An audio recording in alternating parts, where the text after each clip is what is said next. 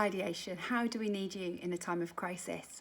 Okay, the way we thought we were going to do things isn't how it's going to be anymore. The goals that we'd set probably aren't going to be reached. And the way we thought things were going to look isn't the case anymore.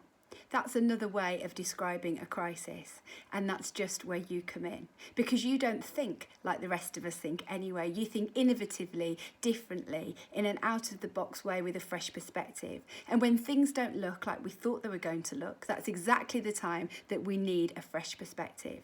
You can bring some hope to your team and the organisation that you're in by strategising and thinking through in a way that hasn't been yet considered.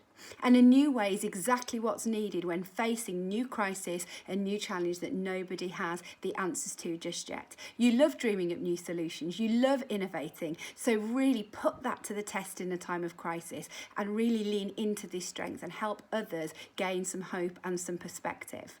Let other people in on your creative process and your strategizing. Let them see what's taking place and see your out-of-the-box perspectives. You might land on some gold by doing so and give your organisation a way to adjust itself and to get back on track.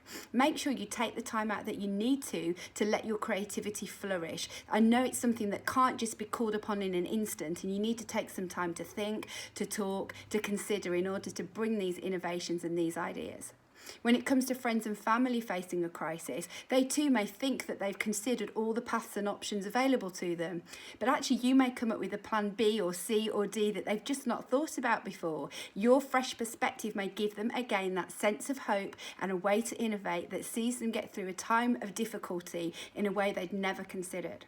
Share your ideas and different approaches of doing things.